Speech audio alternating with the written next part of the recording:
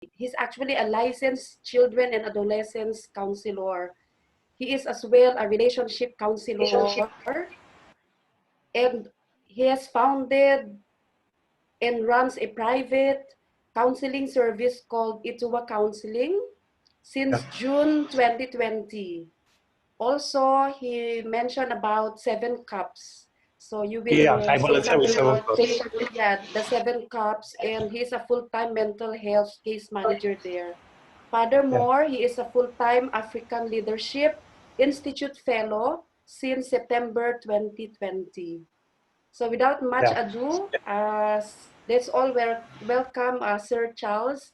In advance, we would like to thank you for having given us the chance to meet you tonight. So this Yeah. is a very good encounter with you, insofar as we will be listening from you about your expertise on mental well-being or mental health, I should say. So our topic for tonight has something to do with promoting well-being in the family. So much Family. so, yeah, so Yes. much so that the family has been suffering from a lot of crisis. But of course, I would like to appreciate that the family is still what you call now the seedbed of all values in our society, and it's the cradle of civilization. So despite all these crises that attack the family, we still believe that the family is there to support the society. And at the same time, we expect the society also to, support the family, especially its members. Okay, so without much ado, we all welcome Sir Charles. Good evening, Sir All Charles, right. and welcome to UKA Empowerment Corner. All right, great. It's nice to really be here, to be surrounded by so many great minds. When I started Ituah Counseling, my goal was to empower people and to provide a source of positive, positive development in people's lives. So I didn't just start Ituah Counseling just to make money, or that's one of my goals, to actually provide a source of income for myself, to use it as a platform for me to enrich my own pocket. But that was not my main aim. My aim was to empower people. So going into children and adolescent counseling was a very big privilege for me, and it was an opportunity for me to reach out to more people around my community. So when I saw this topic, promoting well-being in the family, I was very moved and I was happy to speak about it. You see, children play a major role in the family, and it should be important that we take very good care about this, about kids. So when we're talking about promoting well-being in the family, we're talking about from the angle of children. How well can a child be personally how well can a child be grow in a family? How well can a child assimilate properly and able to understand that he matters to his community? So every parent, I start by saying every parent's responsibility is to ensure that the child's cognitive development is at 100%. Every parent to ensure that the child grows up to be a positive contributor to the society. You see, kids learn very fast. Kids learn extremely fast. Anything you tell a child today, he'll remember it for a lifetime. So it's important that the child is being given the right values every single day. And each time I'm counseling kids and adolescents, each time I'm in a session with them, I've been in a session with a few adolescents, and quite recently, it's as if adults sexually harass children a lot because they are vulnerable. So adults believe that they can be pedophilic, so they can take advantage of kids just because they are small, or because they don't know anything, or because they feel as if they are so naive to actually contribute anything meaningful to their lives. But that is not so. A child plays a very major role in the society, and it is important for us to realize this. You might not know this, but kids are learning. And when a child watches a parent saying, I hate you and I don't like you, you don't mean anything to me, a child will pick that up and translate that into his normal day-to-day activities. It's as if a child will just say, Mom, I hate you, Dad, I hate you. It's not as if that the child does hate his parents. It's because the child has learned that this behavior seems as if it's normal because he has seen his parents or his caregiver doing this thing. So the child is at a loss because it's as if the child doesn't know is right from wrong. So how can we promote well-being in the family? How can we be able to allow ourselves to assimilate our children into society? Because let me tell you something, a child performing well at school, let's say the child has good grades, the child is doing well at school, the child is getting A1s, mathematics A1, physics A1, biology A1, suddenly the child is always with his parents all the time. They're always talking with his parents all the time. The child is gisting with his parents. They're having fun. Suddenly, the child starts becoming reclined to himself. The child starts going back to his room to sleep, playing loud music. You know, the child wears glasses. Sometimes the child wears glasses so you can't see his eyes. What do you think that is? It's possible that he's using drugs or he's smoking. So when the child is using drugs and smoking, you will see a change of attitude.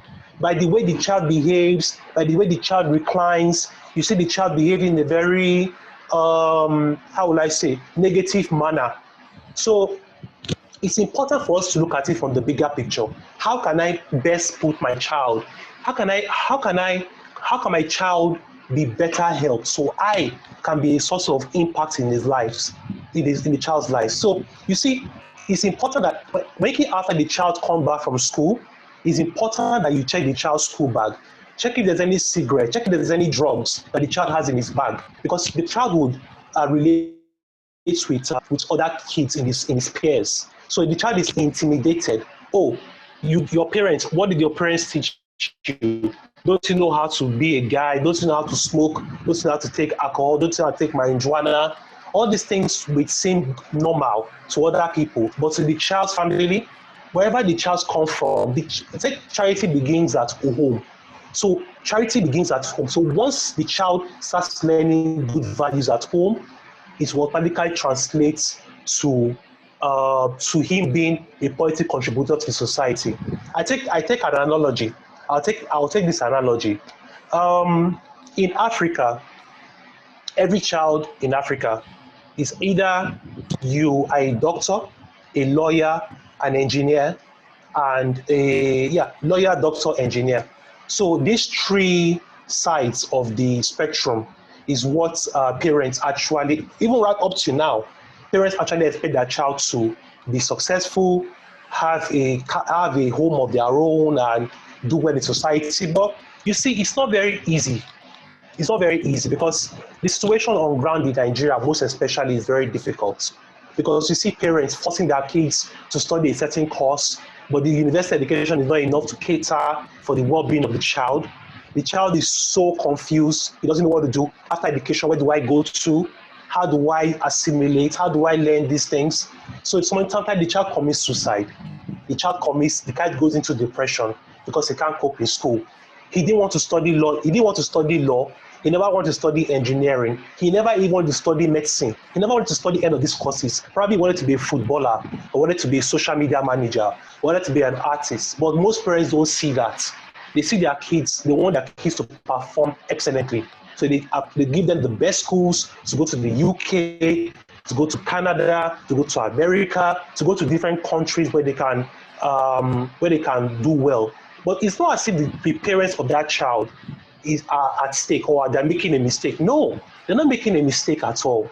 The only problem that is happening is that the child is not able to is not able to do things for himself. The child is not able to understand all these things about himself. But the child wants to learn. The child wants to grow on his own. The child wants to be a positive contributor to society. Let me tell you something. This topic, promoting well-being in the family, starts from the child. As long as the child is okay, the well-being of the family will be positive. The well-being of the family will be at 100%. Because there's no parent nowadays that want to be in a family without a child. It is not just possible. Even if they have to adopt, they adopt. No parents want to go into a family. No parents want to couple together. A man and a woman is even in the Bible. The Bible said, for a man shall leave his wife and be joined, but for a man shall leave the family and be joined to his wife, and the two shall become one. And the essence of life is that after this, there should be procreation. So the well-being of the family starts from the child. As long as the child is at 100%, the family will grow. The family will be wonderful. So let me tell you something.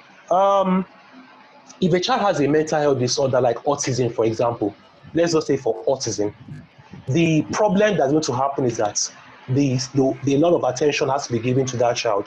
Most parents, they don't have that patience, especially in Nigeria. It's as if the child is a maniac, or the child is crazy, or the child is a devil, or the child is a witch. So African parents don't see it like that. They think that the child is cursed, or the child has done something wrong, which is not supposed to be so. So coming from the angle of the counselor that I am, I've seen these things. I've seen that a lot of children battle with depression, OCD, autism, bipolar disorder, just name it, panic attacks. So it is not as if the child has made a mistake in his life by coming into the world.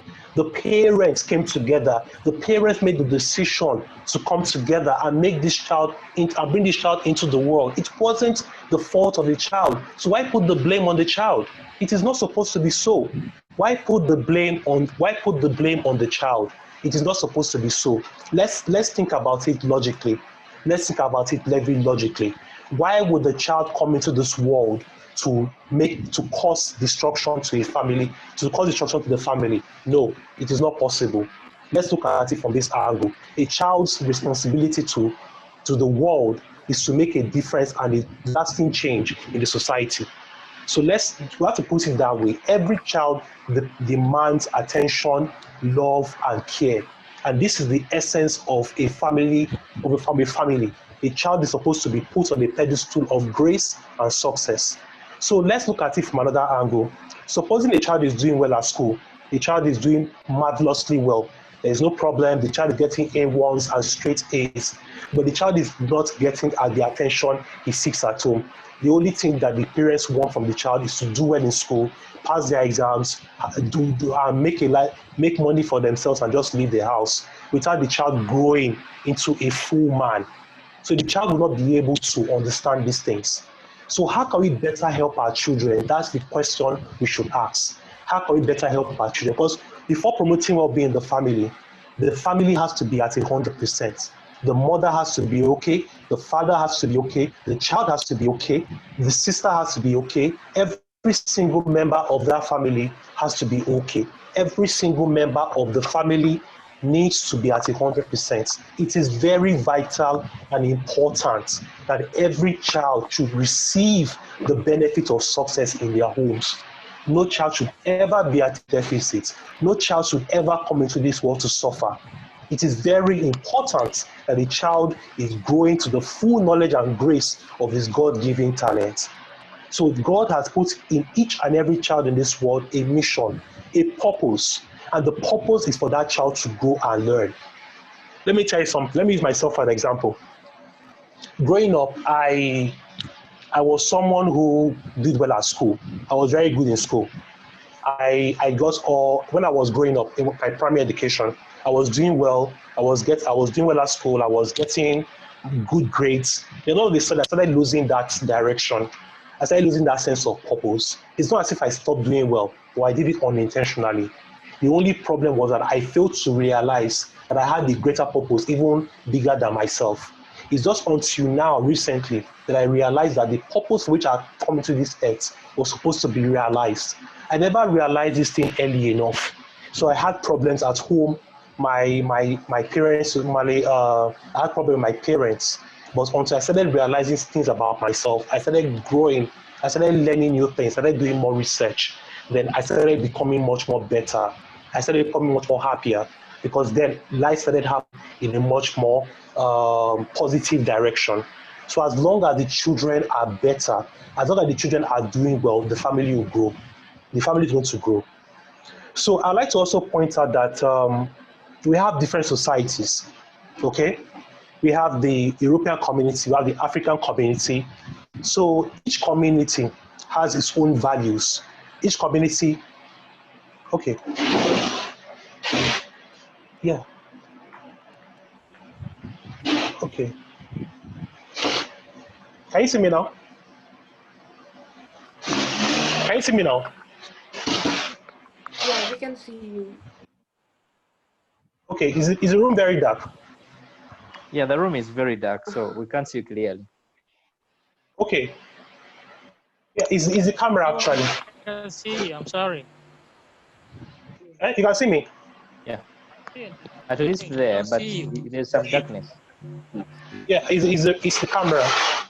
Can you see me? Oh yeah, it's okay. Okay, at least there we can get you, but still there's some darkness. But it's okay, we can go as long as we can hear you. Okay, but I hope there's no problem with the camera. The most important thing is the message. Yeah. Okay, no problem. Okay, so we have different communities. We have the African community, we have the European community, we have the Asian community. Okay, so each community has its own way that they treat children. So the way an African will treat his child is quite different from the way an American will treat his child. Okay, take for example, India, for example, it's either you're a lawyer, a doctor, or an engineer.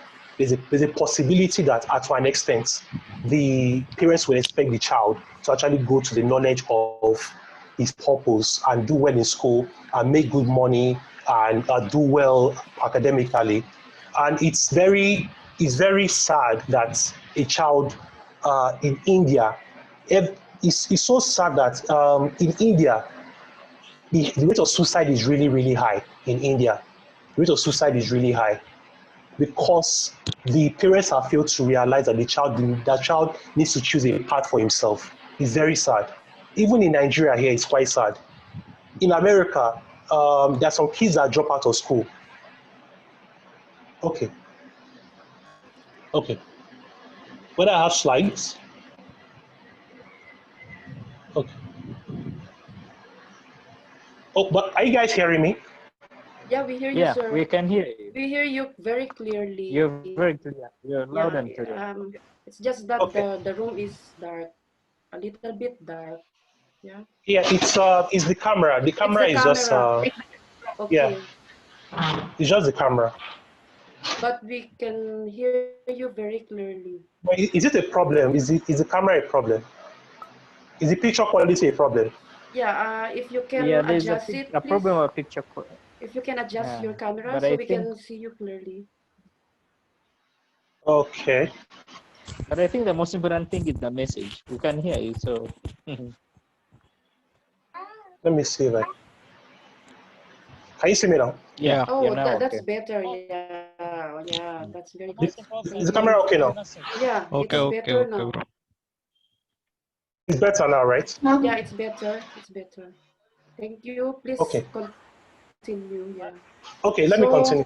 Yeah. Yeah. So I was trying to say that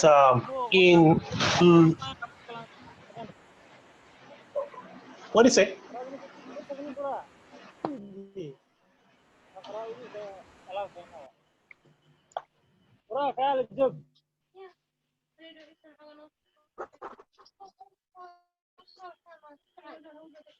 Can you hear me? Yeah, we hear you. Excuse me, everyone. So please, may we mute our microphones or our sound so we can have our speaker to clearly speak to us. Thank you. Okay. Okay. Shall I continue? Yeah, please continue, sir. Okay. So in the African community, it's very important. So it's important to note that every community has its own way they bring up their children. In every community, they have their own style of bringing up their children. So in an American community, for example, the child is exposed to the child is exposed to things like music and movies and a lot of these things.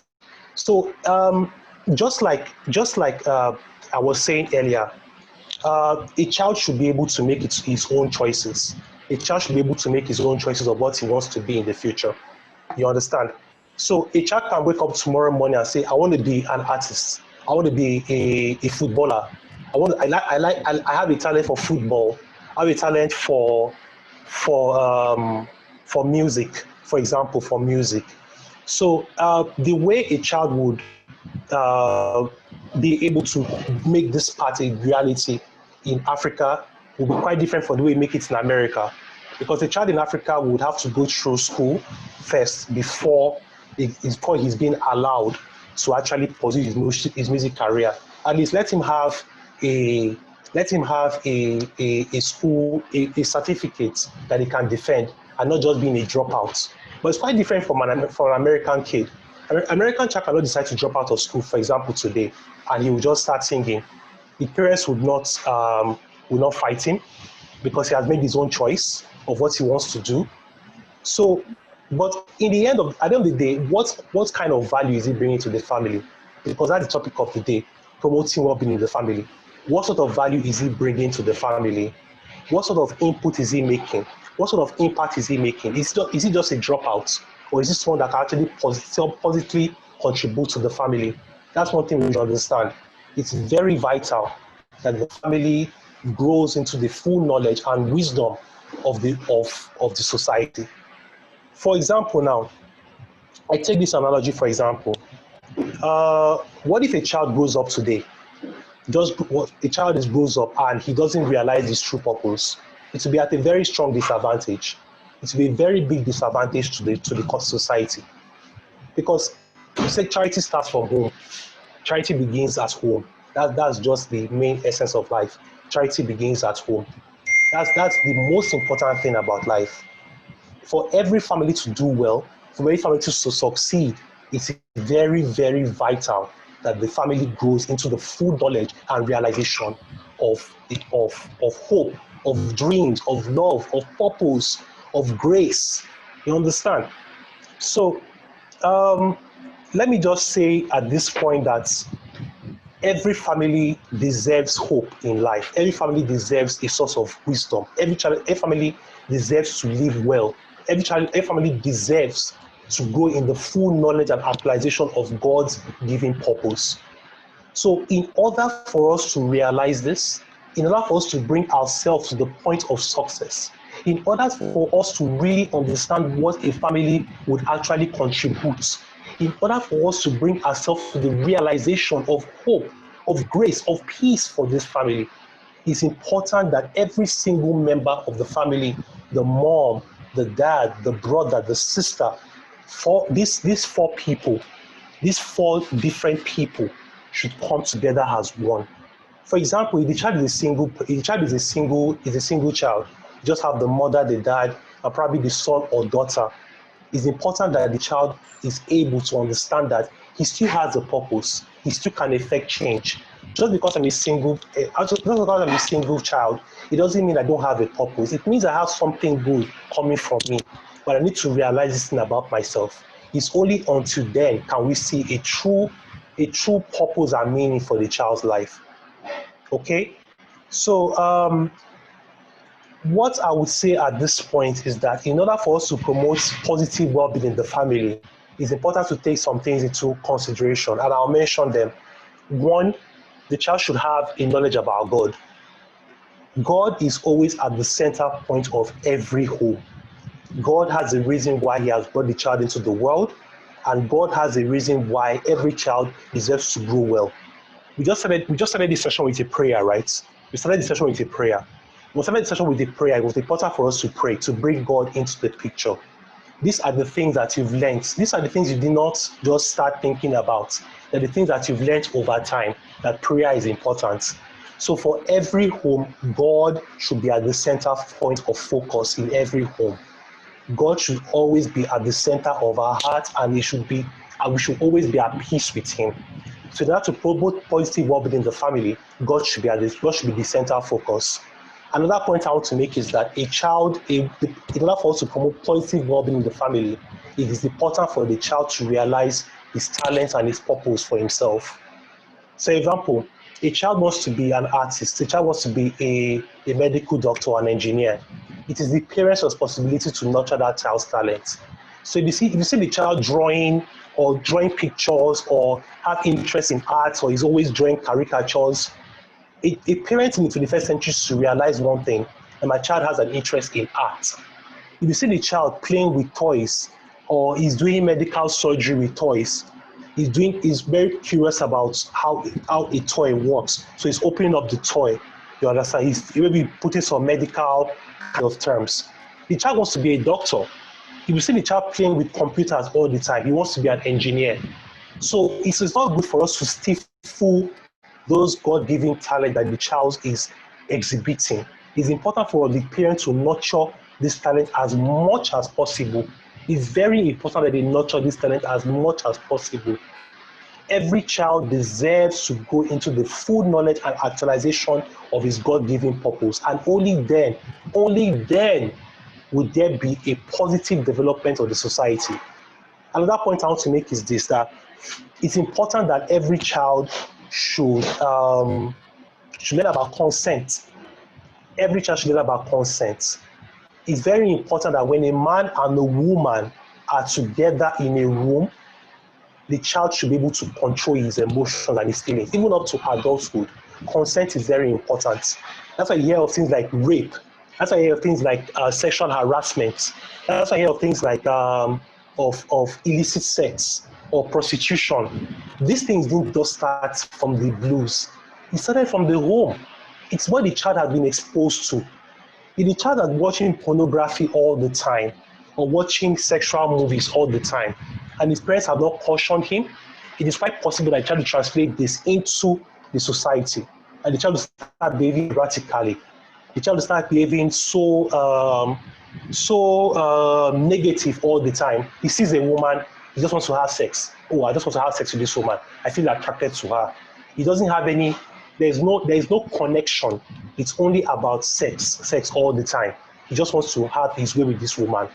This thing started right from the home. It is right from the home that it started. And as long as the child has not been cautioned, that means there's a problem. So it's important that every single moment of the child's life, it is important that the child learns about consent and is exposed to the right materials. Okay?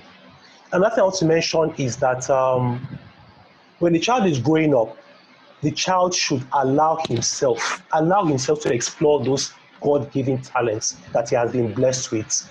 Never stifle a child's cognitive development. I've made mention of it earlier. A child deserves to go into the knowledge and fullness of his God-given purpose.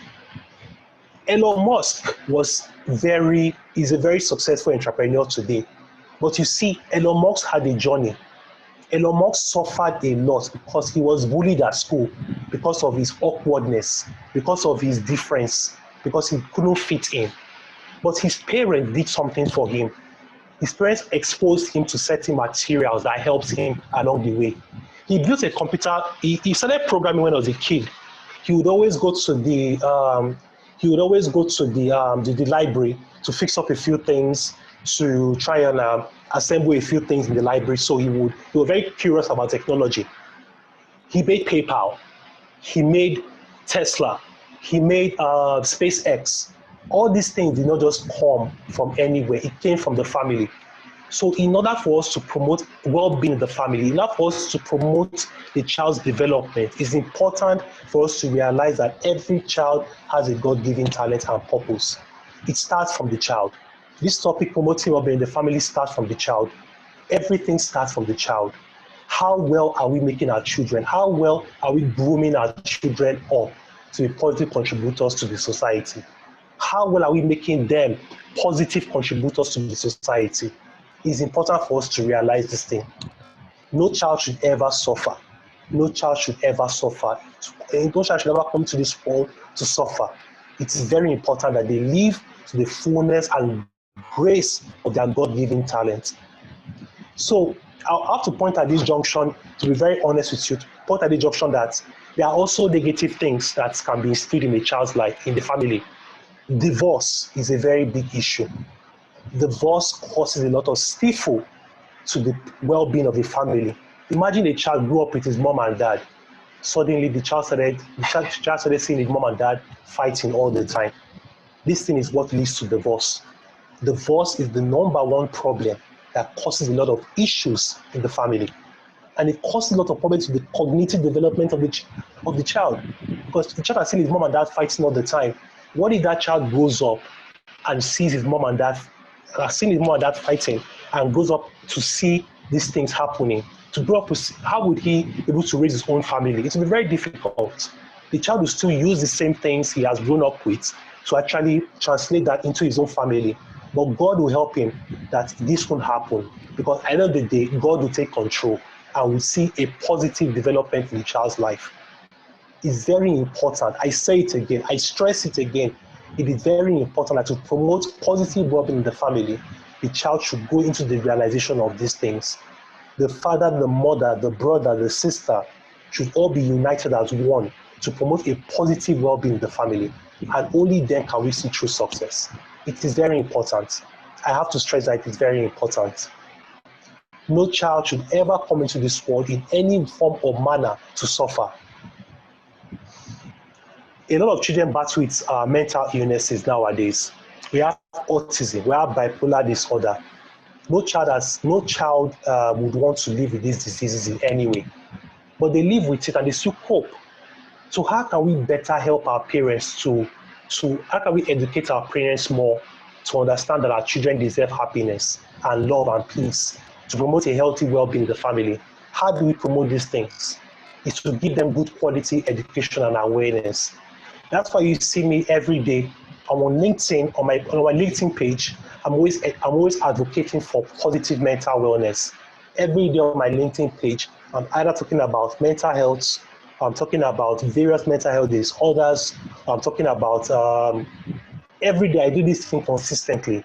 I'm talking about positive mental health.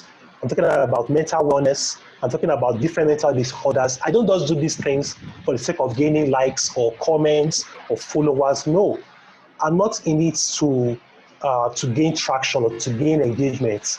I'm there to educate people, because it is from people that you will see success. People are the first determinants of success. People are it is our values, it is the values we instill on ourselves that will translate into something much positive in our lives. It is the values that we imbibe in ourselves that will see a positive change in other people's lives. Never ever forget the values that you are being instilled with right from your birth. Never forget about these things. It is important that you remember them. In order to promote positive well-being in the family, it is very important that the values that were given to you as a child, you grow up with it. You keep developing on it. You keep learning new skills. There are a lot of courses online to help parents about these things. We have emotional intelligence courses. We have personal development courses. So all these courses are not just there for the sake of it. They are there to help our children, to help our families, our parents. They are there to help people to learn about how better can we cater for our family.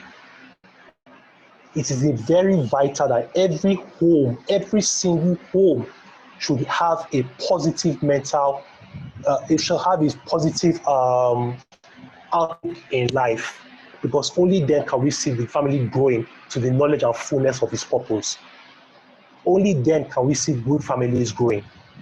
A lot of great entrepreneurs came from families. We have Bill Gates, we had Steve Jobs, I just mentioned Elon Musk. All these people grew up because they had not allowed the faults of society to determine where they are going to be. They didn't allow anything to affect their cognitive development. It is the values that their parents gave them in some way or manner that translated into something positive for their lives. So that is the essence about life, and that's the essence of families. The family, it is not just promoting well-being in the family alone. It's not just that topic alone. It goes into different sections. The family, how would they be able to contribute positively to the society? The family, how can they make their children better? The family's wellness, how can they make their children's life better? All these things are instilled into this topic. So it's a very broad and large topic. It can't stop just with that topic alone. Every single parent and every single child should take up the responsibility to ensure that each and every one of them are contributing effectively to the growth and development of their communities. It's very important that we remember these things. Only then can we see a family growing into the fullness of its purpose. Only then can we see that family growing into the fullness of its purpose. We should never allow anything to destroy the personal well-being of every family. Every family demands that they take into exact consideration that their well-being depends on each and every member of that family. They should take that into consideration, and only then will they see success growing. If you see a child reclining, if you see a child going into his shell, if you see a child smoking or drinking alcohol, this thing should be immediately addressed. It should be immediately addressed. Never allow a child to sink so low that the child forgets the things that he had learned growing up. Every parent wants to see their child succeed. Every parent wants to see their child doing well at school. Every parent wants to see their child succeeding in classes, becoming the best version of themselves. But it starts from them. It starts from what they are doing to the child. How well are you taking care of this child? How well are you helping the child grow and learn? How well are you doing these things? Are you helping the child with his schoolwork? Are you doing these things? Only then will you see a positive well-being in that family.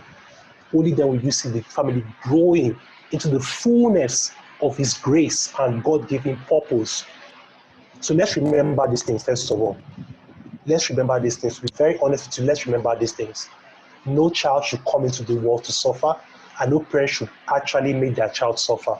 It's important that we remember these things. And only then will you see that family growing.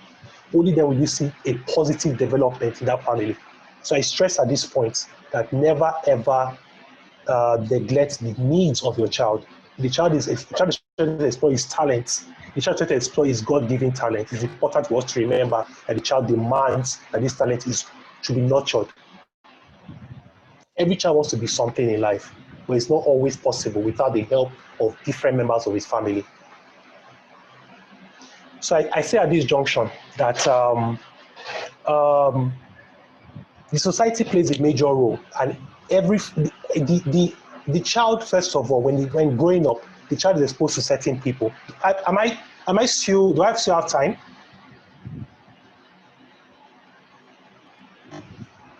Huh? I can't hear you. I'm not hearing, ma'am. Um, Do I still have time? still have 10 minutes or 15 before we Okay. have the question and answer portion. Actually, Okay. yeah. Okay, 10 minutes. Okay. Okay. So Unless at this juncture you want to ask something so that okay. our Okay, let's do what everybody is following. Is the information I'm passing along well? Are you gaining something from it? of course we're gaining a lot from you, and we are learning from your side, because I'm Okay. from the Philippines, and Okay. we are comparing actually the problems and the needs of the family, the Okay. African side, and also and I'm reflecting on it based on my culture. Okay. Okay. Okay. Great. Great. Great. So, So like I mentioned, and okay, yes, you yeah, have another question. yeah, I think Mr. Viresh has something to say, because Okay. he raised his hand earlier. So Okay. can we allow him to Okay. Let's ask a question. raise? Yeah. Mr. Viresh, you are recognized. I'm Viresh. My qualification is MBA. I'm from India. Oh, you are from India. Okay, thank you for being with us. Thank you. Do you have a question to ask, Garish? In this area is a very difficult to take a job. It's a very problem in India, and such a variable good people are there, and so much of knowledge people are there, but not a chance is getting any chance in a job. It's very difficult in our India. This is a major problem, and I also having a poor people, like so many pupils are there. I little bit activities I've done, social work, like Poor people are giving books and pens like that. Yeah. That's it, man. Yeah. Yeah. Okay. Yeah. He's right. He's right. He's right. You see, like I mentioned earlier, um, every home, every child, every parent expect their child to be either a lawyer, a doctor, or an engineer. Any other thing aside these three, it means the child has failed. It means the child has not done anything for himself or herself. So One thing I when it, will planning for the, listen. One thing I will planning in the Excel and free of cost I will giving to the any country if impossible to help me. I can give to the coaching in online free of cost like Excel, Tally, anything I will giving related to my accounts free of okay, cost. okay, very like I said, you can go online. A lot of us, you have Fiverr, you have different online platforms that help for freelancers for Yeah, Excel. So yeah, don't just say you're looking for a job. Try and expand your mindset. If you need to yeah, Go on Fiverr. You actually get opportunities there. Don't just sit around looking for a job. Take the responsibility of having this job for yourself because it's not your fault. Yeah, I just talked about it. Is every parent has a purpose. Every parent has a duty to perform. It's very important that they groom the child's development. Every parent should ensure their child is growing and learning along the way. It is not as if that a parent or a caregiver or a guide there made a mistake raising a child. No, it's just that along the way, there are certain things that were not taught to that child. It's very important that now that we have the internet facilities available to us, we have our YouTube and we have courses like Udemy or Coursera, we have LinkedIn Learning. These things are supposed to fill up the gap of what was lost in a child's life growing up. Because not everything can be learned at school. Every parent wants their child to be the best doctor, the best lawyer, the best engineer, the best of the best, but they don't know that it costs a lot of things in the child's life. It takes a lot of sacrifice on the child's part. So it's important that when the child is growing up, certain values are being taught to the child. You have things like don't procrastinate, try and be consistent in what you are doing, ensure that you are putting the right values into your head, ensure that you are growing, ensure that you have a holistic education. When I say holistic education, not just about going to school to read, but doing other activities, taking part in extracurricular activities. You have the debate team, you have the writing team, you have the public speaking team. So when you graduate, these things you remember them. So you would say, let me go into public speaking, for example. I want to go into public speaking because because my experience in school, I started speaking in school. I was in debating. So we have different things that help. We have this platform called Toastmasters. Toastmasters is a very popular public speaking platform. They groom people to know how to do public speaking very well. So you have all these things available to you. Don't depend on only your university education. University education is not enough. Growing up, I wanted to be a medical doctor. I wanted to be someone like a medical doctor. But then along the way, because of certain reasons, I did banking and finance in my university education, my first degree. I realized that I was falling short of my purpose.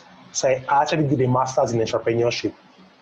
But I then realized that I had a greater purpose, greater than myself. So from there, I now started studying psychology. I started taking certification courses in psychology. From there, I started blossoming into my full purpose. I started becoming much more intentional about my life because I realized earlier on, in order for me to learn about myself and really grow and understand things well about myself, I need to empower myself and gain new skills. So these are the things I started doing. I started gaining new skills, I started empowering myself. I wasn't waiting for someone to give me a job. Rather, I gave myself a job. It was the job I gave myself that brought me to this point. I was not submitting my CVs. I wasn't putting my CVs here and there. I set up my own company because I went to study. I want to explore my creative spirit and my creative drive and energy.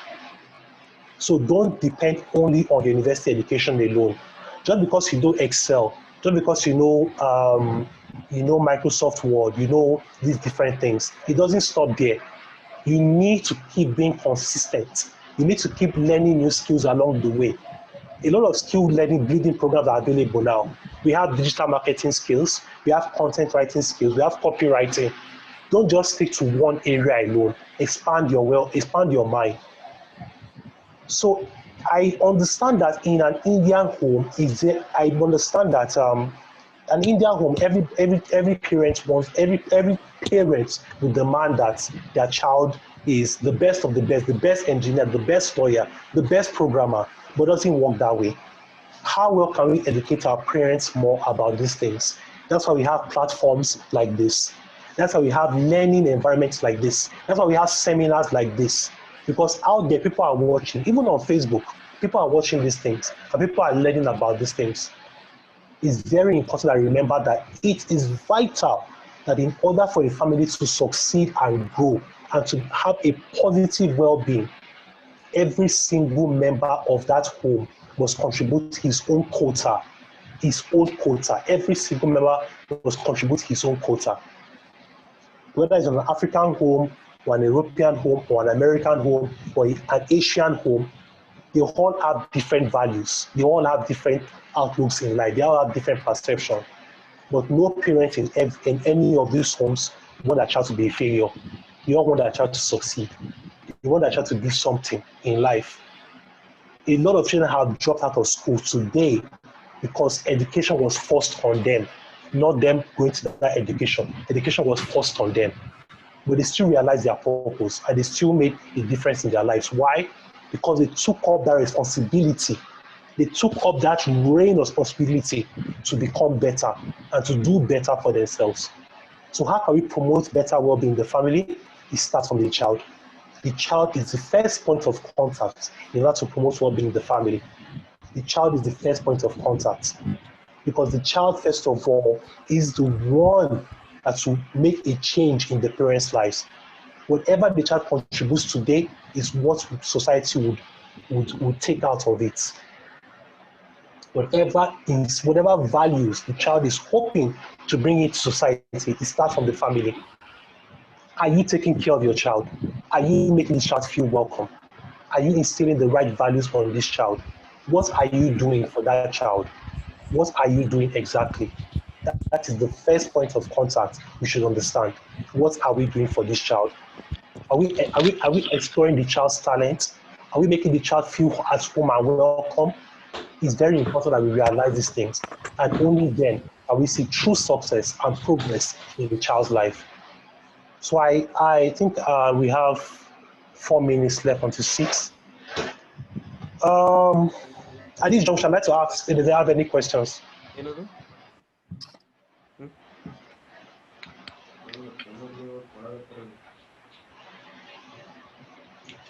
you have any questions? Still have 4 minutes, like what Sir Charles is saying. So not unless at this time you want to raise a question. Anyone from the group?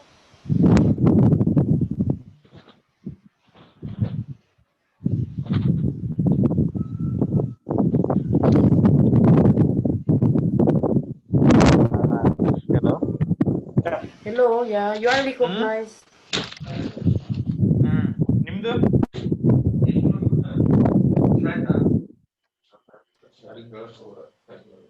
ಹೋಗ್ರಿ ಎಲ್ಲಿ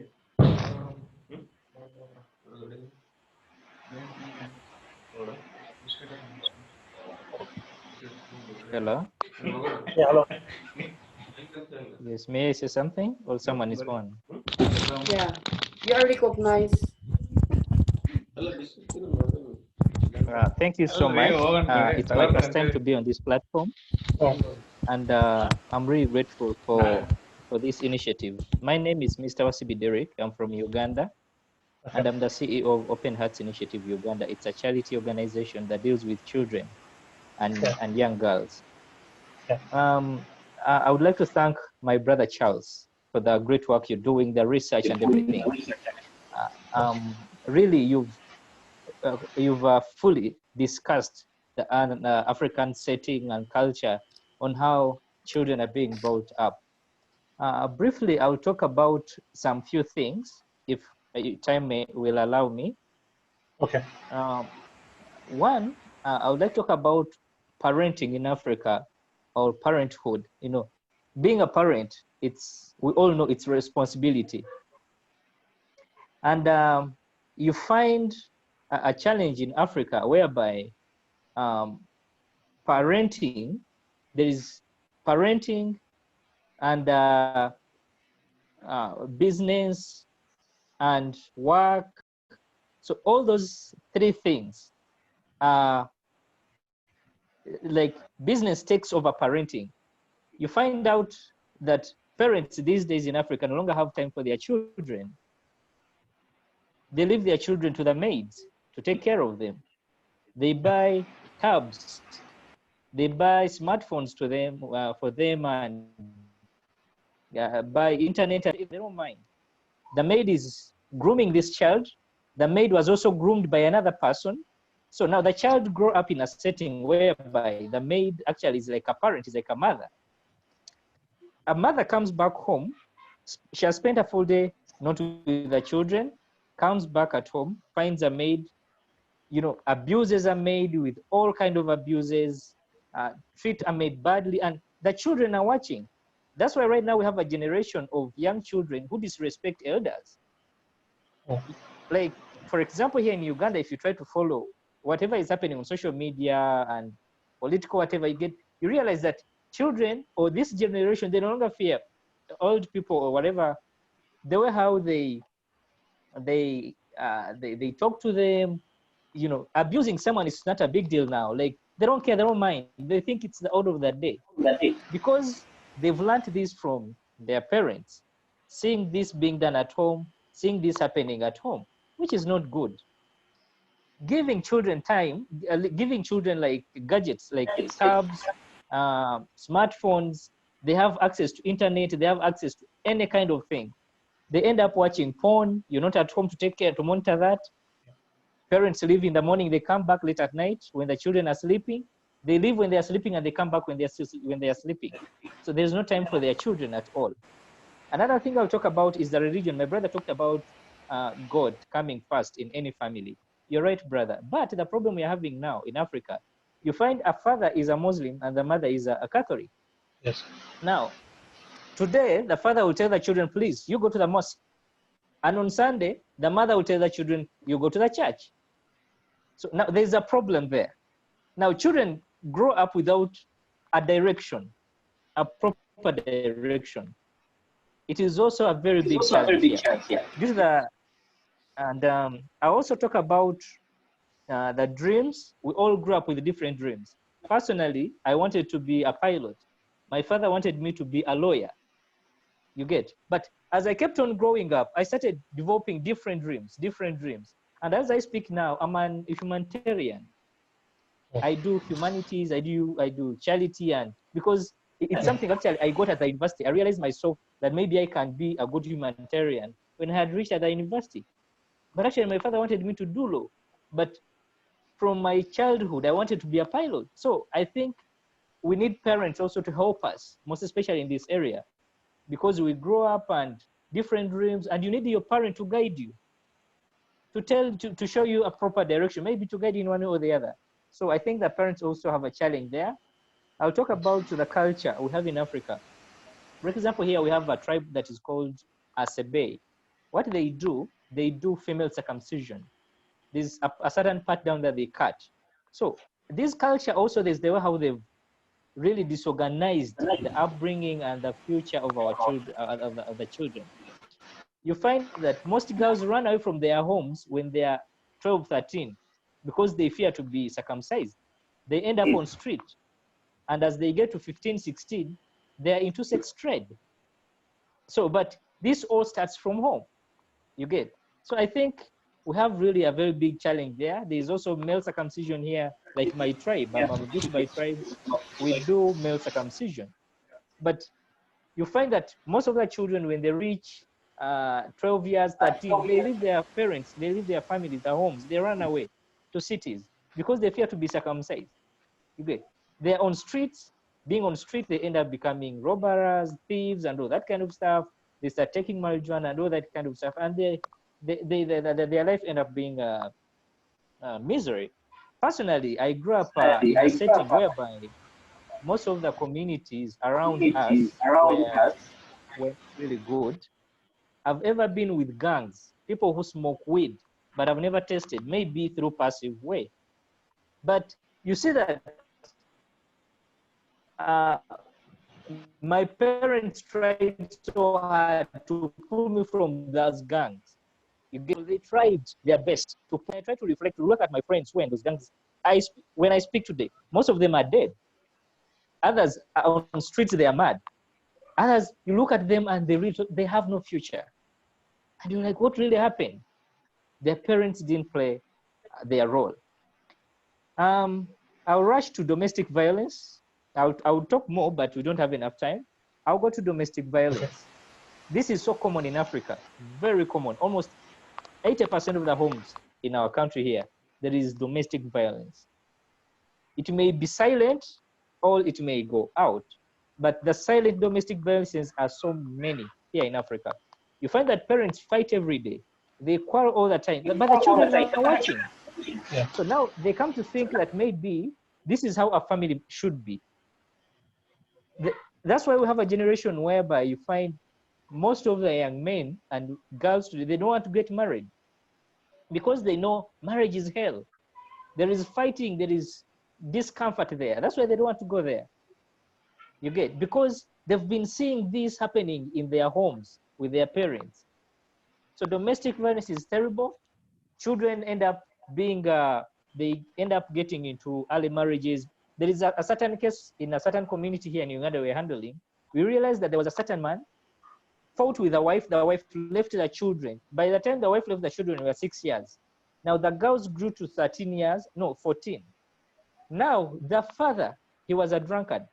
He came back home at night and raped the daughter.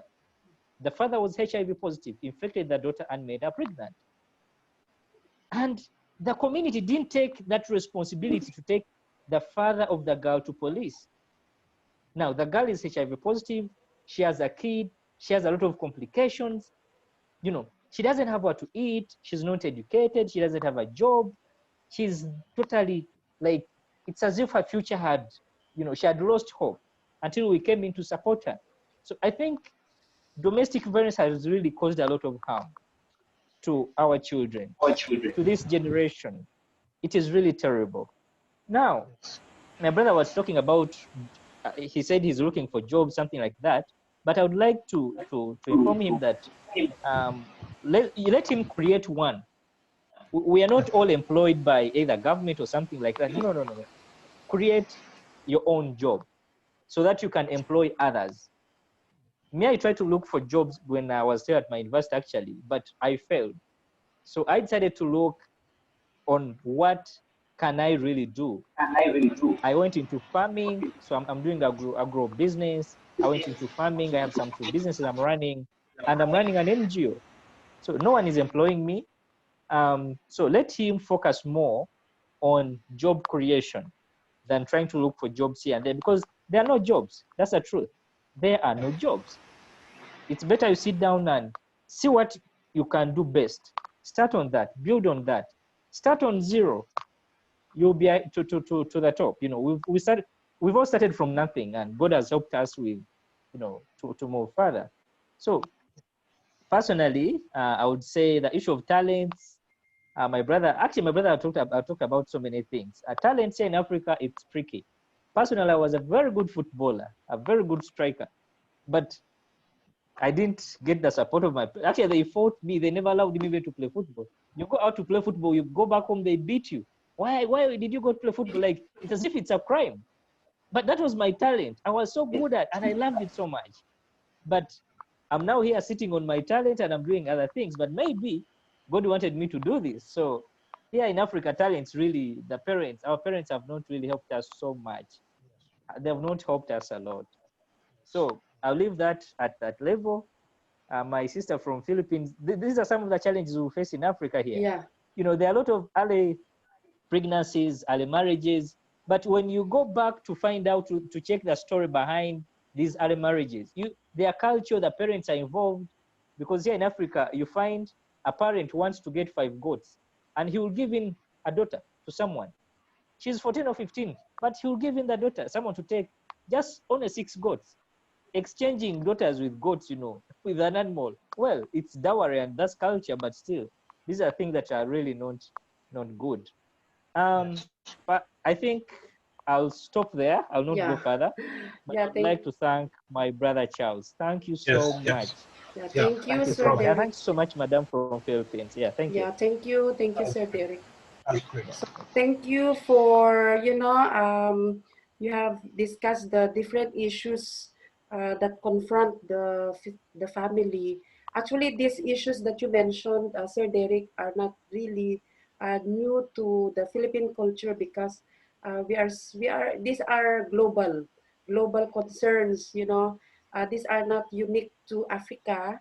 Insofar as we also have all these issues like the issue on parenting, the issue on unemployment, the issue of domestic violence, the issue also of early marriage, and the issue of FGM.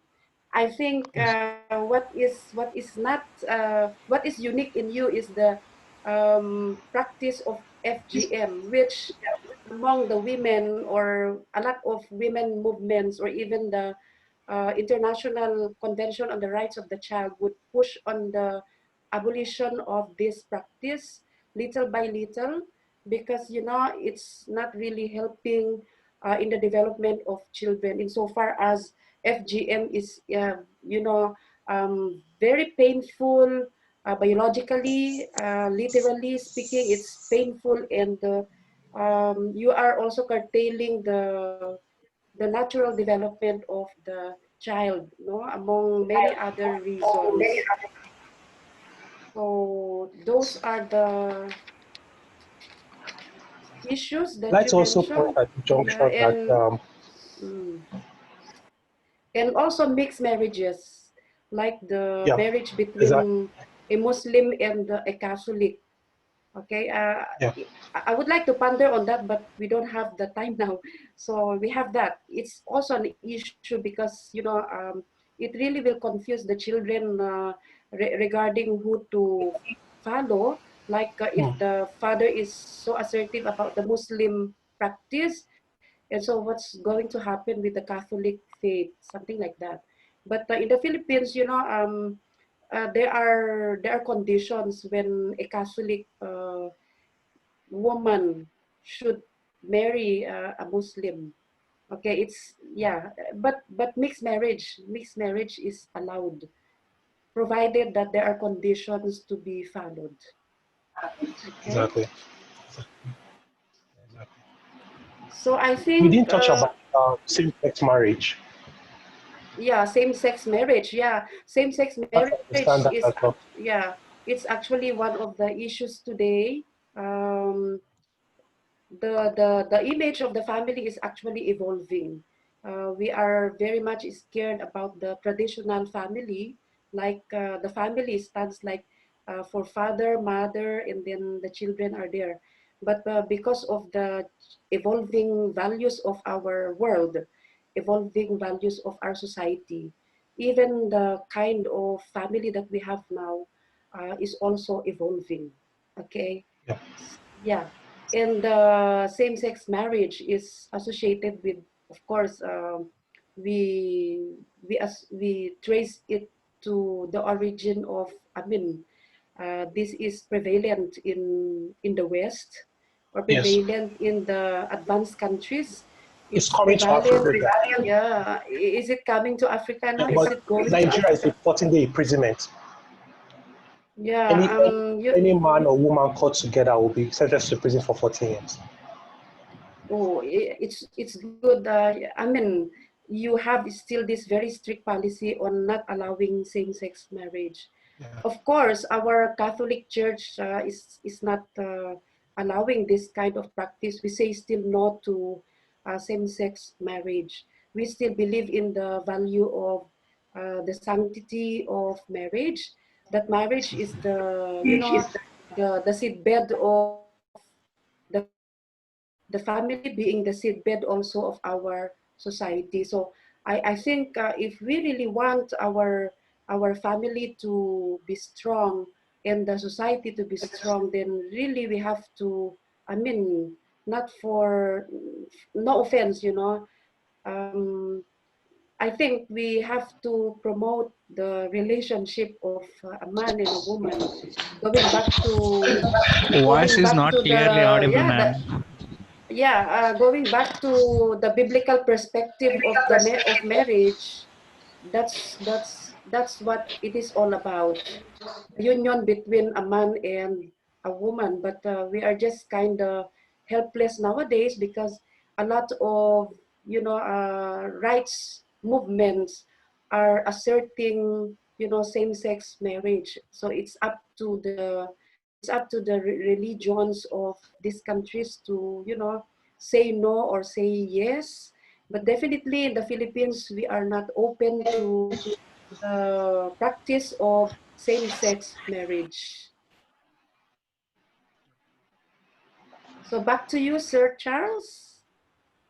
Yeah. I have So a we've question. all. Okay, I have a question. Okay.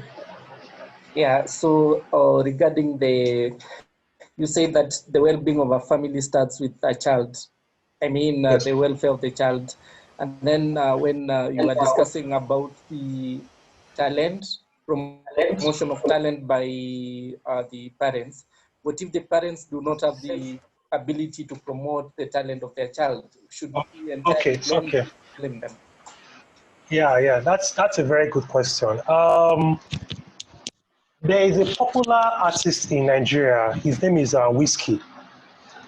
Whiskey grew up in a very remote part of Lagos, Ojuelegba.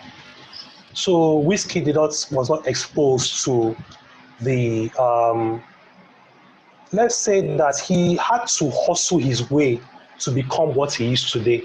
So he didn't really have the full support of his parents per se.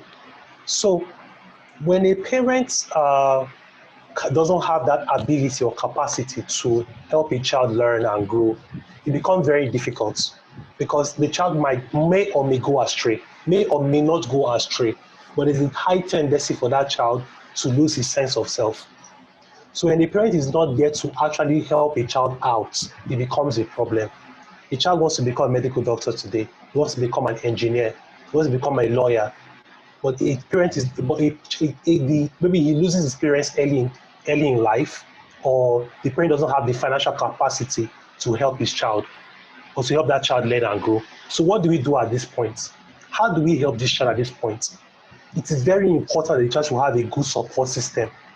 If he needs to have friends around him, if he needs to expand his network, if he needs to go beyond the family, it's very important that these things should be taken into consideration. But in order for this not to turn out negatively, in order for this not to turn out in a negative way, it's important to surround that child with people who can really give him the right values. A lot of children today are suffering because their parents were not there to take care of them. Their parents were not there to even nurture them or give them the financial support that they needed. It's very sad, especially in Nigeria. A lot of parents right now, they're either they don't care about the well-being of the child, or the child is just the parent might not have the capacity to take care of that child. So at this point, when the child does not have the full backing of his parents, it's important to expand his network. It's important for him to reach out to people who can assist his immediate friends, his people around him, his community. It's not very easy, but it can happen along the way. So I always stress at this point that even if a child's parent is not there to take care of that child, the child should reach out to people closer to him. Friends, reach out to them. To ask them, can you assist me with this? There's somewhere I need to get to. Can you assist me with this? I need to succeed. I need to break out of this prison that has been put around me. I need to break out.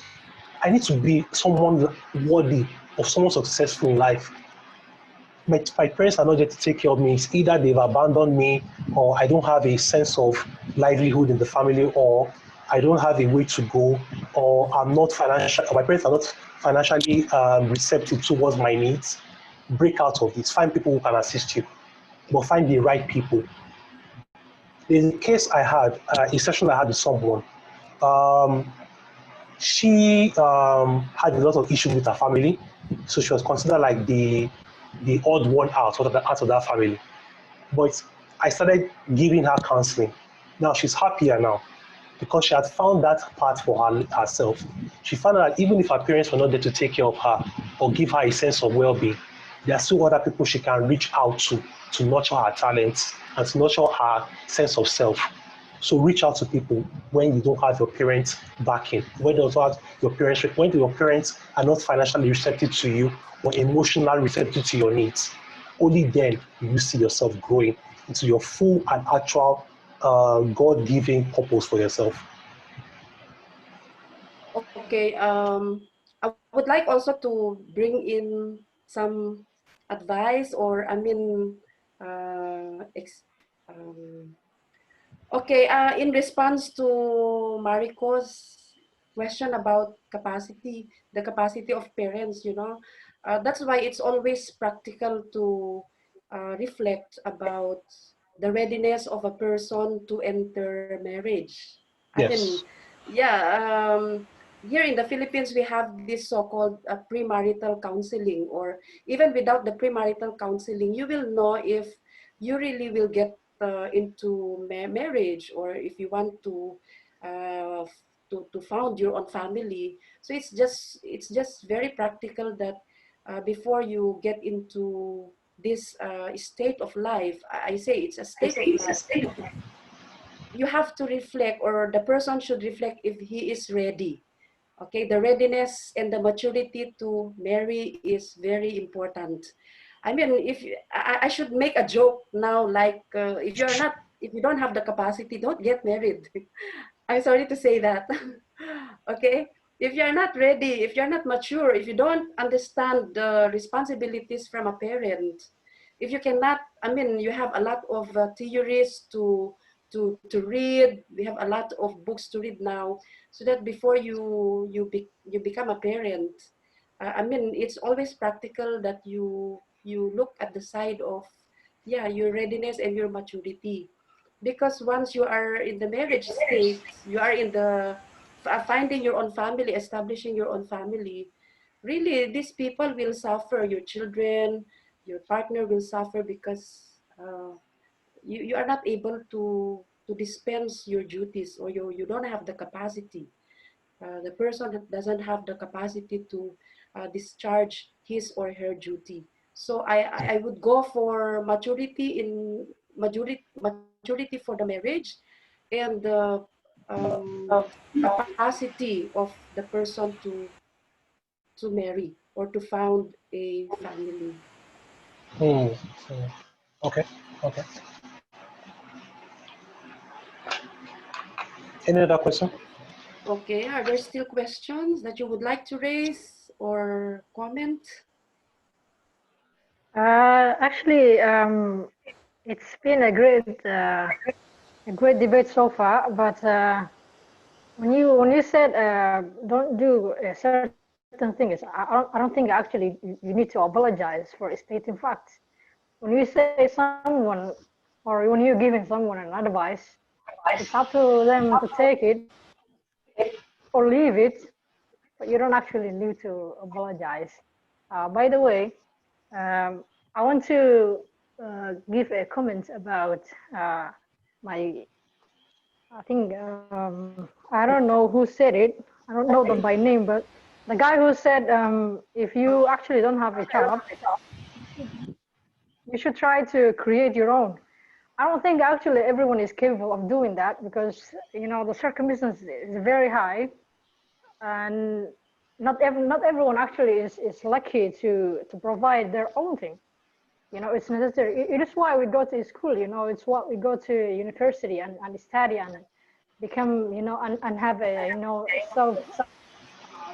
self education.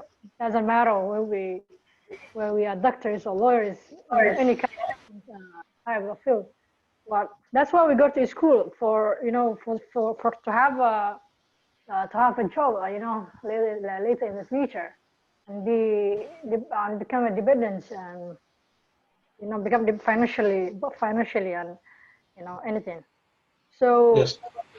that's my comment about, don't just tell someone, please. It's not actually good. I don't like it. It's not bad, but I don't like it when someone say, if you can't find it in some way, maybe just turn around and find it maybe in another direction. That's not so easy. Mm. You should know by now that the person already tried to, to dig everywhere, wherever that opportunity is. So when it comes to, there's also, you said the well-being of the family is also is dependency on the child. I don't think that's true. I'm sorry. I don't want to sound rude, but that's not actually true. The well-being of the family is dependency on the two people that's creating or making the child, the father and the mother. If they both not educated and know the responsibility that they both carrying, and I don't actually think that they should create or or actually unite for a marriage. In Africa, there's inadequate skills, both education and any other way. So that's why domestic violence is higher than the rest of the world, and the poor health, everything. That's why African continent is poor. That's why the media despises us. That's why, you know, everything, whatever that's happening is happening right now. So we can put an end to it by just becoming, we should first ask it to be maybe to become educated in certain things, like we should know the basic things in life. You cannot talk about how a child should behave when you yourself don't know what kind of rights do you have as a human being, as an adult. You're maybe 20, 30, 40, 50, and you don't know what kind of rights do you have as a person. An example, let's just say in 2015, 1.6 million people have died for just malaria. See, malaria is a very, very curable disease. At the same time, the amount of number that's dying for it is actually shocking and heartbreaking. So you cannot talk about minor things when you have a major problem. An example, let's just say my sister from Philippines talked about same-sex marriage. Same-sex marriage actually is a non-starter. It's not even a conversation that we can have. I don't know, is it because of religion or some other things? I don't know. But same-sex marriage is a non-starter conversation. I think that should change, and people should be free and allowed to live the kind of life they want to live. At the same time, the environment and actually everything else that's going on right now, I don't think same-sex marriage is a conversation right now when people are dying because of the basic things in life, like food, water, like the simple thing is like what someone cannot afford what to eat, or don't have what to drink. You can't actually talk about the kind of lifestyle you want to live. That's not a conversation for me. So the other thing is that let's talk about young girls. The brother from Uganda or somewhere else, I don't know. He said he works with an organization that works with children and young girls. I don't know if young girls does he not consider young girls as children? I don't really know. When he said he works with children and young girls, I don't know. There's no such thing as a young girl. Young girls, they're kids. Children are children. It doesn't matter their gender. So girls have it actually. Girls not have it in easy in Africa. Let's talk about. Uh, um, it's actually for me as a medical person that works in Somalia, and I come from Somalia. But the thing is that I have seen, even in Africa, we have it differently. Africa continent is it's a big continent, but each country do have their own thing. They do their own thing. They do have their own culture and traditions. Well, Nigeria doesn't have the similar, lifestyle as Somalia. Somalia doesn't have the same lifestyle as Uganda. Uganda doesn't have the same lifestyle as, Congo. So each country does have their own things, but we can only unite what can unite us, and that's the basic rights as a human being, which is everyone should have, you know, everyone should have whatever they need to survive and live, and do whatever that makes them happy. So I don't want to prolong my speech and make everyone bored here. But my own conclusion is that let's just if we want to talk about care, which the debate is about, let's talk about how can we care one another. You can't care one another by just it's just saying something. We need to do. We need to start the actions, and let's say if you actually want to help kids in Africa, we can first ask the government is to make some legislation. Legislation is like we should educate every kid, and that we can only do that if the adults become more knowledgeable than the kids. These days kids actually do know more than the adults, but adults should have more awareness programs how they should behave in life. That's my own point. Thank you. Thank you very Is much. it okay if I may respond? Yeah, Okay, go ahead. Is that okay? Hello, my sister. Yeah, Is it I okay? can hear you. Am I clear? Yeah. Okay. My sister, it's a pleasure to hear from you from Somalia. Actually, I was in Somalia for 2 years. I was in Somaliland. The place, the city is called Irgav. It is in northern Somalia. I was there for 2 years as a lecturer at a university called East Africa University. And I've tried to learn the culture and the setting of my sisters and brothers in Somalia. Well, we have different culture, we have different settings. As she has said, it's true. Because, for example, in Somalia, a girl to get married at 16, it's normal, it's okay, it's fine, according to the region. But you find that in other countries, like in Uganda, you'll be in prison if at all you're caught marrying a girl of 16. Another thing that she has talked about the issue of young. Actually, I was talking about teenagers. I'm sorry, I made a mistake there. I was talking about teenagers. The girls who are in that age. Now, the issue of she talked about the issue of job seeking. The education system that was designed for us here in Africa, it is actually a system that trains you how to look for a job. That's why you go in a school and they teach you how to write an application letter. They teach you how to write. You get, but I think right time we need to open our minds, to change our mindset towards that, because all the jobs, the way we are trained from nursery, from primary, from secondary, high school, we are just trained how to look for jobs, how to do white collar jobs. But how about we try vocational trainings? Because Germany has developed today because of vocational work. So how about we try that? So the education system here in Africa is still affecting us so much. That's why we produce graduates who can't do anything other than to sit down, write an application later. If he or she is not successful, he will sit and wait until he gets a job. But how about if I think outside the box and then I do something different? I think that's the message we should Derek, be sending actually, out. I do agree with you. But my question is, why did you go to school and university for unwasted, let's just say 6, 5, 7 years, Actually, for you to just start your own business or your own job? Why did you do we that? go to school. Don't you think that's To kind of acquire knowledge. some kind of wasting time? I think we go to school to acquire knowledge on how to live, our life in our lives and all that. Actually, knowledge is the reason that's why we go to school. Actually, we shouldn't be going to school to apply for jobs in offices. I think But we should go to that's the school main thing. We all know that education helps us to understand things in life, but that's the reality. Listen, what footballers, play football. They don't just play it because they like the sport. They play it because they think they can earn some kind of good wages. Remember that.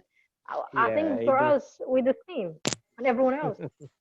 Thank you so much. Okay. Actually, yeah.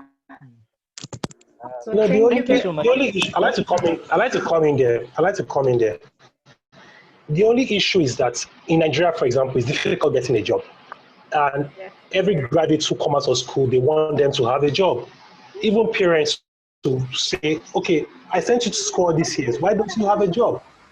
So I know where Miss Khalif is coming from. After spending so much time, so much money in school, you want to be you went to engineering school or you went to medical school, you don't have a job. It's very sad. So that's why the government has empowerment programs for youths. So they want youth to learn how to source for funds, to write a business plan, to write an application, a job application, a business plan, something, just to make them entrepreneurship ready. But in cases where a graduate wants to have a 9 to 5 job, it's okay to have a 9 to 5 job. It's not just easy. So it's expected that the graduate should learn some few skills: digital marketing skills, content writing skills, copywriting skills, all these things that will help, see things the bigger picture. Because I like to look at it for the bigger picture. As long as that graduates finally come out of school, education does not stop there. It's a continuous learning process. So get skills in copywriting, digital marketing, um, writing application letters. At the end of the day, we'll see progress.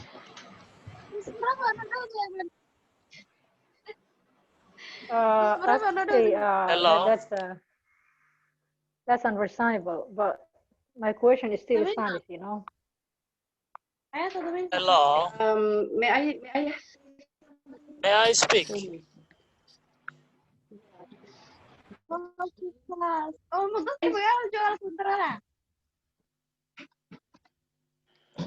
Hello. Yes, hello. Yeah, you please. It is Ibrahim from Somalia. Yeah, Ibrahim, you are recognized, Ibrahim. Thank you. Good evening to your side. I say good morning to your side, Hermania, Philippines. Yeah. Good morning. Good evening those from Africa, most specifically Morika from Kenya, and Charles from Nigeria, and also I see there Jerica from Uganda. Uganda. Another friend is from Somalia. So it is pleasure with me to participate in the program, and actually it is not the first time that I did participate, and also it is not the last time that we did share something with Hermania and my friend Morika. So first of all, I would like to appreciate my friend Morika to his own coordination of the program, and also dear mom Hermania to her own role with UNICAF. Actually, tonight the program it was based on the well-being. I want to appreciate first of all Charles to his own explanation. I would like to emphasize almost 12 points with their relevance. The issue Okay. that we have analyzed tonight. Uh, First of all, family well-being and the child, actually, they are not differentiable. They are interconnected.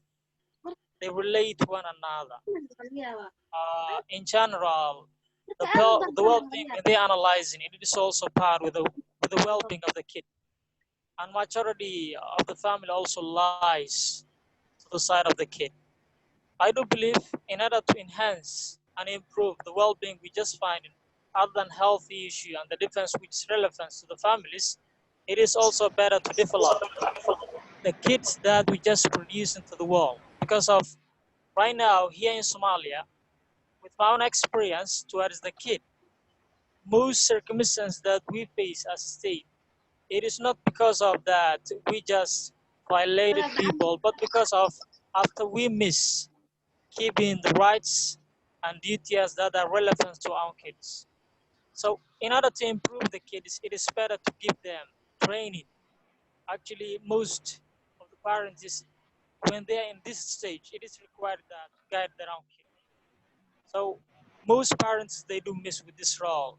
Instead of getting busy with them, it is better than to train as children. The second aspect that I do believe it also part is that the role of the mother. In Africa, to our own experience, we can understand that most of the fathers they are out of home. So most of them they busy with the food and other things that are relevant to their own family. So the role also lies to the mother, but majority it is better to give special care to their own mother. The other aspect that is relevant I can see is that to the side of religious, I hope that it was Jerica who mentioned that there is maturity problem with the kid when it comes to the religious side, when it is mixing marriage, such Christianity and Muslim family. So there should be a problem in terms of discipline with the kid because of there should be confusion. Islam has this principality of disabling while similar to that of Christianity. So it is better to have a specific religion that they follow. So instead of confusing the kids, it is better to have a specific religion that they follow because of they will confuse. Suppose in Islam, there is specific principles, specific training that they give with the kid, similar to that in Christianity. So if the marriage is mixed marriage, the kid will face so many confusion that will damage his future. So I do also believe that it is one of the principality. In order to discipline, it is better to have a specific act that the religious train with the kid or children. Also, a child need for love, as Abraham Maslow mentioned it is on psychological points. And a human being needs to have a specific love.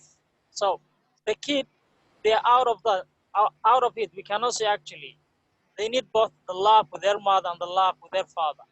Similar to that, their own brothers. Whenever they miss, it will cause some violations that they inherit from our family. So it is better to give them a specific love that can train them. The other principle that I do believe can emphasize with the issue that we analyzing tonight is that self-esteem and the children also it is connected because of when Abraham Maslow analyzed this on psychological point, it also paired with it. So whenever they miss their own self-esteem, I hope that this point also emphasized by Charles. I want to appreciate him. The other thing that I will say is that children play. I hope that Derek, he has suffered during his own childhood that his family used to oppress him when he's going to play out. Actually, this major problem in South Africa, more specifically, my experience, I have seen so many families, most of them, they don't like playing their kids. But in terms of psychology and biologically, they say that it is better to play with the kid because of when they are under 15 or under 18, most of them, they cannot control their own forces. They cannot control their own energy. So in order to have better solution, in order to be stable with the kid, they need to play some out. But if you look majority of the continent, these countries and their people, more specifically the families, they don't look at this issue because of it can be ignorant problem. It can also a problem that most families they face. So I do believe if the children play, biologically they will be good, psychologically they will also good. It is better to play. But most parents they are out of awareness and they are not awake to this issue. The other principle that can discipline, I do believe, is that the discipline and control. So some people, most of them, they suffer this. And I do believe when the children, in the case of young and is under 18 constitutionally, it is better to control them. Not of a control, I do believe. It is to have some limited control that can give them a specific training. Because of whenever you teach something today, it will have some impact to the future. So in order to control themselves in the future, it is better with them to have specific control that is not over control and under control, limited control that can guide them. So it should be a way that we discipline our own kids. The other aspect is that the outside influence and the importance to keep the kid. Right now, technologically, the kid, they have some influence. Outside can be their friends or anything else. If they are interrelated, they may have some impacts that can influence them. So in order to keep it that outside influence, the parents also should play a role, more specifically the mother and the father. So though we said that let them limit within a control, and it is also better to control them and influence outside. The last point, not the least, I can say that it is sibling rivalry. I hope that this was not mentioned. I do believe really major problems that most kids face. It includes this point. Suppose if the family consists almost 5, subsequent groups, most of them, they have some kind of rivalry that can damage the kid, that can influence them, while the parent, most of them, they are not in engaged manner of aware with this issue. And it is better to do it actually, to control it, because of whenever there is some rivalry, when it is negative rivalry, it will influence them. But if it is positive rivalry, suppose they are in a school, they have some kind of competition. It should be a way of competing. It should be a way of improving with their own talents. But if it is a negativity point, actually, it may influence with the kid and their own life in the future. The last point I can say is that mistakes parents often do. Actually, this mentioned a lot, both Charles and Derek. I won't go further with that issue. In general, these 12 principles, actually, I do believe that it is a way that we can discipline. And naturally, we need to make an awareness. I hope that most participants from the continent, other than 3 people, one was from India, I don't remember his name, and Viresh. Madam He is Viresh. Armenia, Viresh. yeah, Yeah, it's Viresh Trish, yeah, from actually, India. Yeah, Viresh. Suresh from yeah, India. thank you. Yeah, Trish and Sir Hermania. Actually, other than both, most we can understand that major problems that we face in continental of Africa.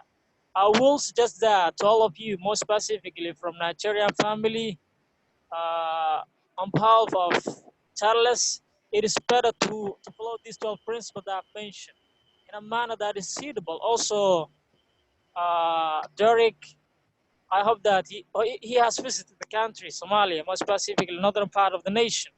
I want to appreciate him. Also, I would like to take him to that message to the Uganda family. Also, we have so many friends here in Uganda, and actually, it is a pleasure with us. And my friend Marika from Nairobi, Kenya. So, in general, to my way of thinking, I do believe well-being of the family, it is better to do it. But more than that, Yeah. it is better to do the well-being of the children. The children, they are the future of the countries. They are the future of the world. So it is better to discipline them.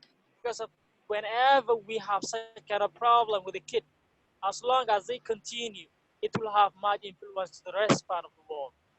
I do believe let's have responsibility with our own children and discipline them in order to overcome all the problems that we face. I would like to appreciate another time. Thank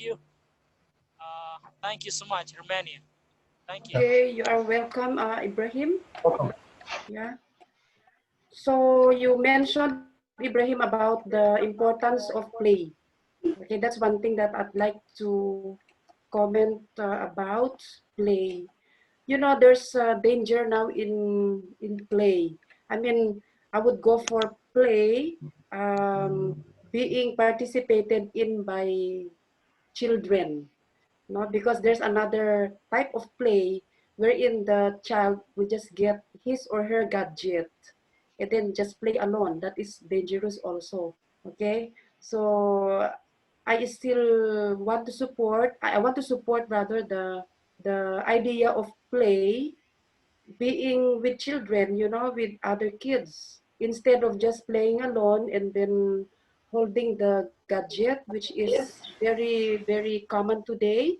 So that's one thing that parents should watch out, because it's not it's not good, no, in the development of the child. Okay. Can I say? Hello. And then another one is the education system mentioned about Sir Derek a while ago.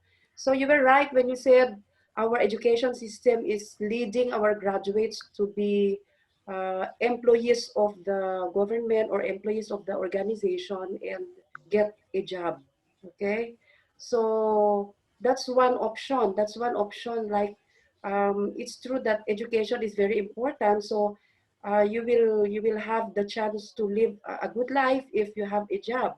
So that's where a lot of graduates go. But there are also other possibilities, like Sir Charles mentioned about entrepreneurship. Yeah. Okay, entrepreneurship. Yeah, I'm actually reading I read many times the four quadrants of cash flow from from the perspective of Robert Kiyosaki. I do not know if you have read the book or about the perspective of Robert Kiyosaki, an Rich American dad, poor dad. business, Rich dad, rich poor dad. dad, rich dad, poor dad, and a lot more theories from his side. So he's very brilliant, in saying that if you really want to be successful also, then you don't just learn how to become an employee of a certain government, ending up like you are serving as a nurse, or you are serving as a teacher, you're serving like, I'm a social worker, I'm an employee of the government here. But there's also another chance, of making yourself more successful, and that is going entrepreneurial.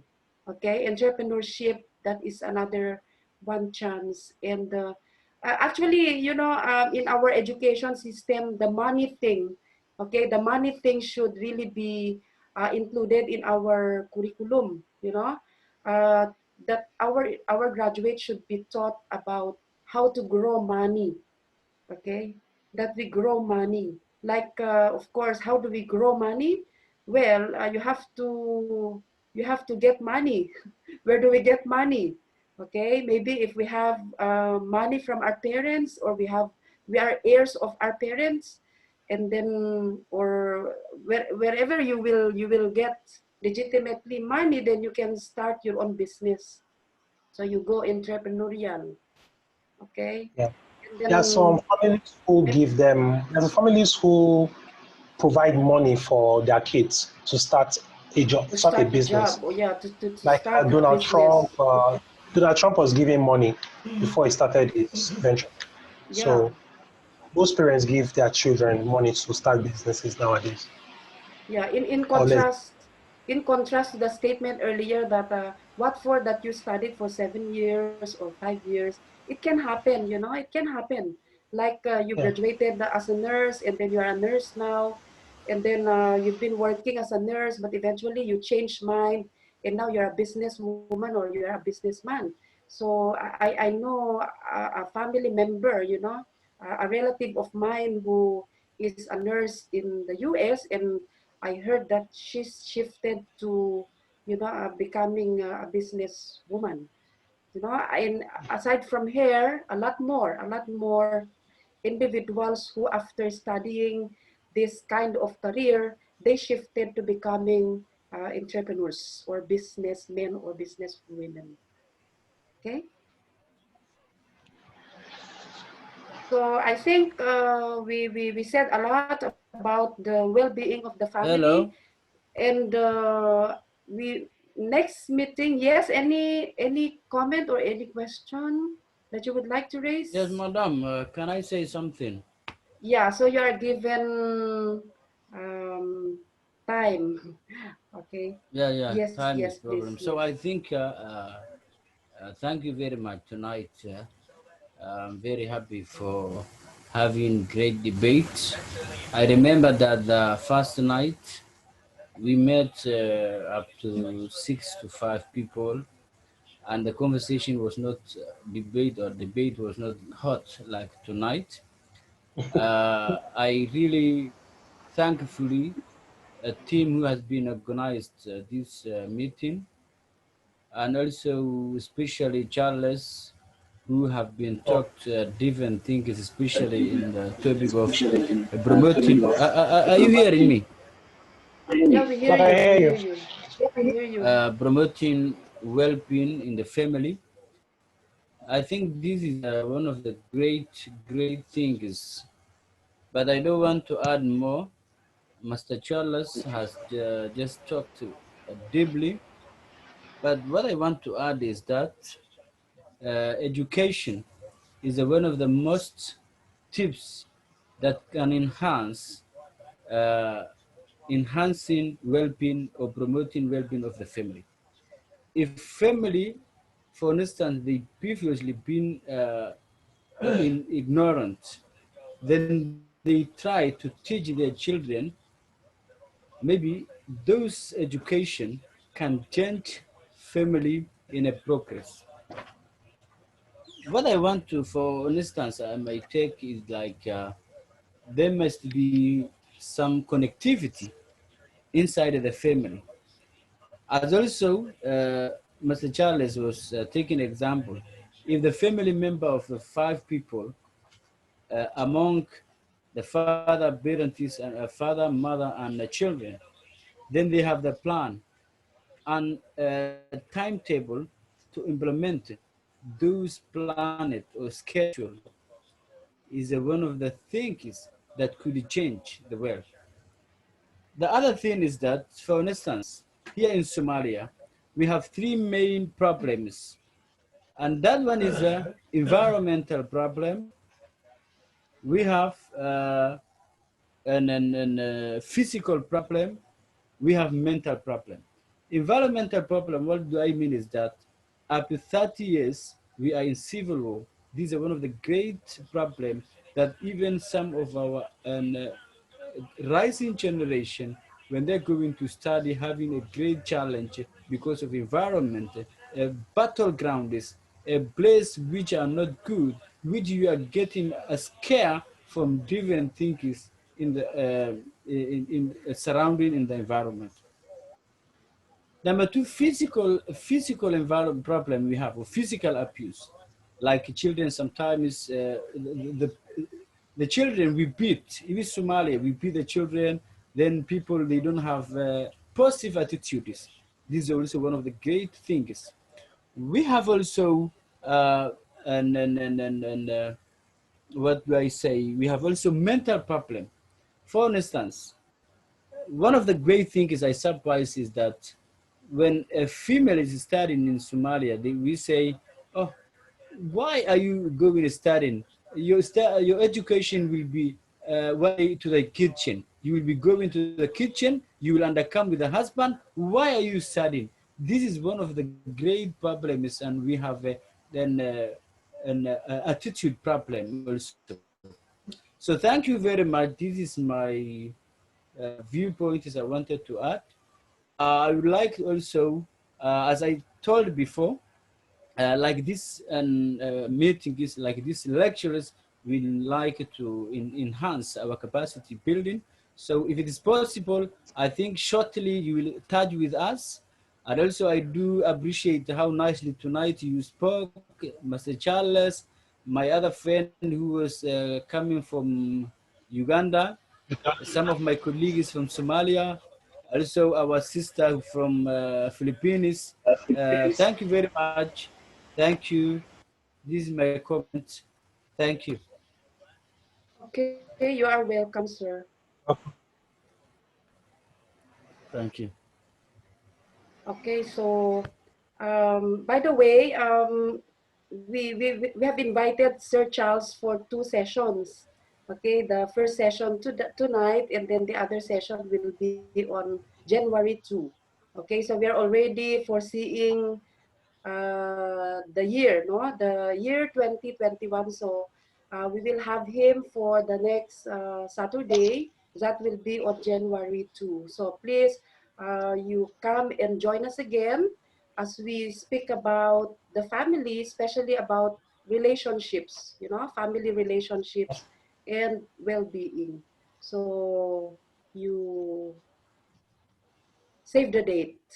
Okay, and also we would like to invite everyone to like our page, you know, Universal Care for Africa Foundation. We have our UCAF website, so please visit and do like our page.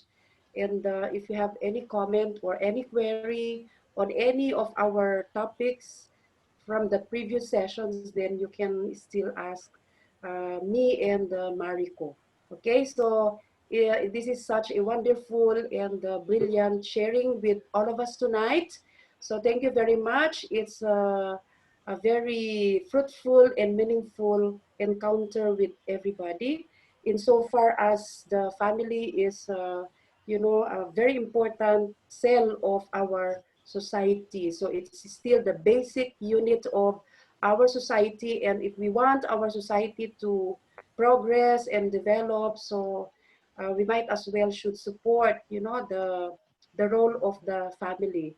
And that can happen only if two persons, okay, two persons, whether they are, I mean, the traditional one, the man and the woman, or we allow we are open-minded to some changes now in the forms of the marriage, like same-sex marriage between the same yeah, same partners, okay, same sex, as the word suggests.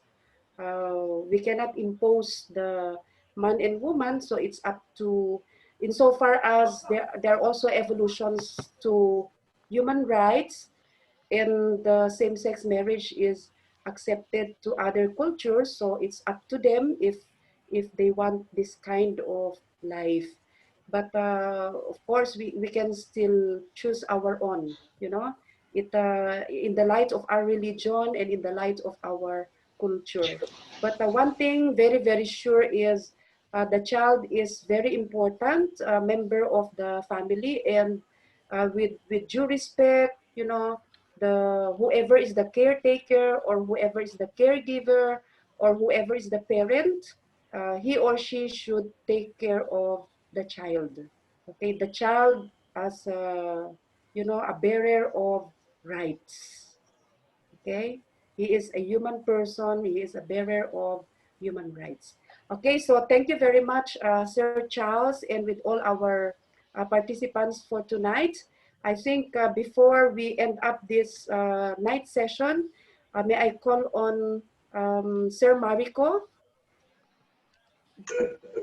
Are you there, Sir Mariko? Yes, can you hear me? Okay, yeah. So I give you the floor for our recognition for Sir Charles for his expertise, sharing his time and, you know, his expertise and invaluable time with everybody tonight. Okay, so thank you, Madam Ming. We really appreciate the presence of everyone, and especially Charles Ituah, sir, who has given a very powerful presentation for tonight. It was very educative and it generated a heated debate from different quarters, which is really good because it shows that we understand what was being presented. And also I would like to appreciate all the participants. I can see the number is growing. Can see the number is growing day in, day out, and that's really great. For Ituah, we will be awarding him the certificate, I think, during his last presentation on 2nd January, so that we appreciate him for his presentation, which has been very wonderful for tonight. And I encourage that the participants of tonight, they also participate on Saturday, because it will be more of a continuation of the same. And also you can ask any question that you you wish to ask on Saturday. And I believe that you will be in a position to answer those questions. And the program is always on every Saturday. On 9th, we'll be having a speaker as well. And the posters will be shared on our social media handles as well as on our website. Thank you so much, Madam Ming. I also sent special greetings, special thanks to Ibrahim, who has been working extra hard to ensure that we get viewers from Somalia and other parts of that part of the world. So thank you so much. And also civil society, I don't know his name, but he goes by the name Civil Society. So we appreciate your presence. You have been there for quite some time. We cannot fail to notice your presence. Thank you so much. Thank you. My name is Mohammed Mohammed Adam. Mohammed Mohammed Adam. Thank you. Okay. Thank you, Okay. Thank you, Madam Ming. Yes, yes. You are welcome. Thank you, Sir Mariko, for your remarks. We also give another chance, a closing remarks actually from Sir Charles, if you want to say a statement or two to invite our participants. Yeah, I encourage you all to come. Let's convene back together on Saturday it's just the continuation of what we were taught today, emotional wellness and relationships. So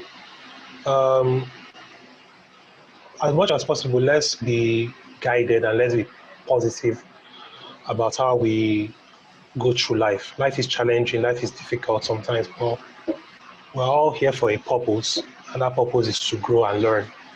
So let's be intentional about whatever we are doing next year, and let's grow, let's learn new things every day, and we'll continue to seek knowledge. Yeah, that's it. Okay, yeah. So thank you very much, Sir Charles Ituah from Lagos, Nigeria, a psychologist who is very passionate to help children and adolescents and the entire family.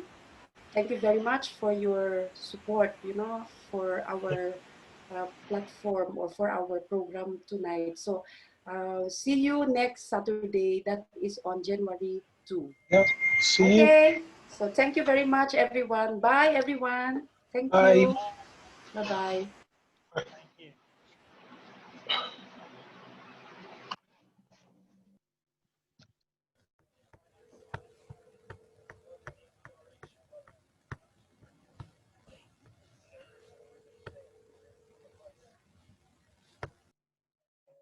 Korea,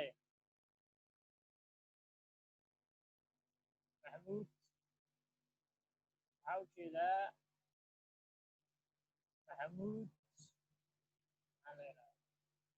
Quran, Suado, Iran, Pamasanti, Onisalam.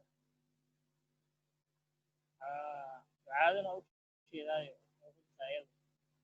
Amoxlam, Hello, Naxande. She's a Alasitagi,